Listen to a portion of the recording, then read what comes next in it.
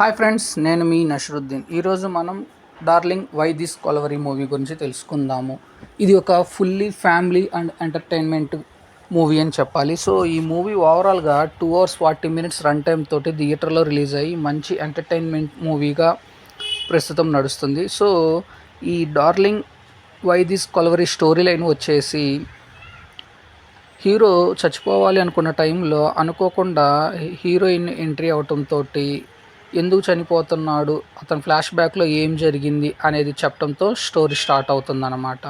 So తన flash back గురించి explain చేస్తున్న హీరో తర్వాత ఏం జరిగింది, ఆ తర్వాత హీరోయిన్ ఎటువంటి రియాక్షన్ ఇచ్చింది అనేది స్టోరీ లైన్ బేస్ చేసుకొని ఈ డార్లింగ్ వై దిస్ కొలవరీ మూవీని చిత్రీకరించారు. ఈ డార్లింగ్ వై దిస్ కొలవరీ మూవీలో క్యాస్టం పరంగా చూసుకున్నట్లయితే హీరో సుహాస్ కానీ, ఇకపోతే బ్రహ్మానందం గారు కానీ, బలగం వేణు కానీ, కొణిదెల నిహారిక కానీ, వీళ్ళందరూ సమ్ బెటర్ అయిన కాస్ట్తో ఈ సినిమాని బాగానే చిత్రీకరించారు. సో హీరో క్యారెక్టరైజేషన్ చుట్టూ తిరుగుతూ హీరోయిన్ ఇన్వాల్వ్మెంట్ని బాగా చూపించారు. ఇది ముఖ్యంగా ఫ్యామిలీ మెరిటికల్ లైఫ్ని బేస్ చేసుకొని బాగా మంచి కామెడీ ట్రాక్ తోటి చిత్రీకరించడం విశేషము. ముఖ్యంగా చెప్పాలి అంటే ఇది ఫ్యామిలీతో కలిసి చూడదగ్గ చిత్రం అంటే చూడవచ్చు. ఒక ఫస్ట్ హాఫ్లో వచ్చే కొన్ని అడల్ట్ కామెడీ డైలాగ్స్ తప్పించి మిగతాది మొత్తం ఫ్యామిలీతో కలిసి చూడవచ్చు, ఎటువంటి ఇబ్బంది అయితే లేదు. సో ఈ సినిమా స్టార్టింగ్ సాంగ్ తోటి ఎంట్రీ అయ్యి ఆ తర్వాత 20 minutes ప్యారలల్గా రొటీన్ సీన్లతోటి రెగ్యులర్ వచ్చే మూవీలోని కాన్సెప్ట్ తోటి రన్ అవుతూ, ఆ తర్వాత సెకండ్ సాంగ్ నుంచి సినిమా మంచి కామెడీ ట్రాక్ తోటి రన్ అవుతూ ఉంటుందన్నమాట.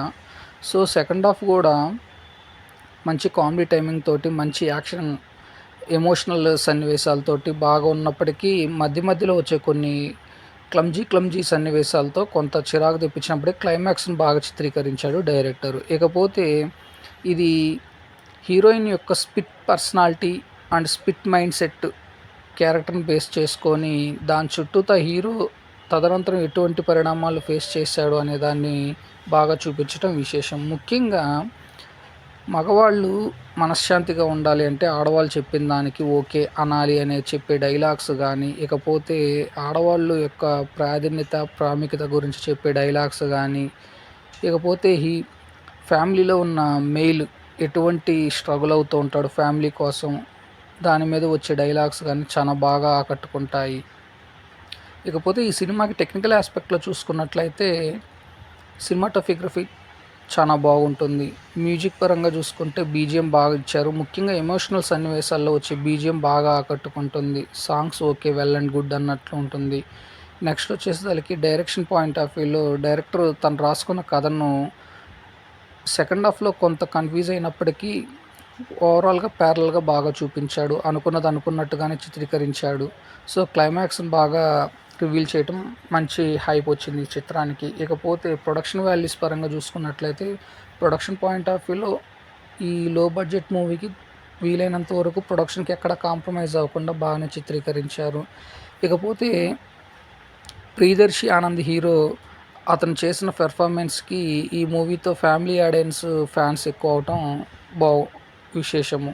హీరోయిన్ నభాషా పటేల్ గారు బాగా ఈ స్పిట్ పర్సనాలిటీ క్యారెక్టర్లో బాగా ఆకట్టుకున్నారు. ముఖ్యంగా ఆమె స్పిట్ పర్సనాలిటీ యొక్క మైండ్ సెట్ తోటి చేసిన కొన్ని సన్నివేశాలు బాగా ఆకట్టుకుంటాయి.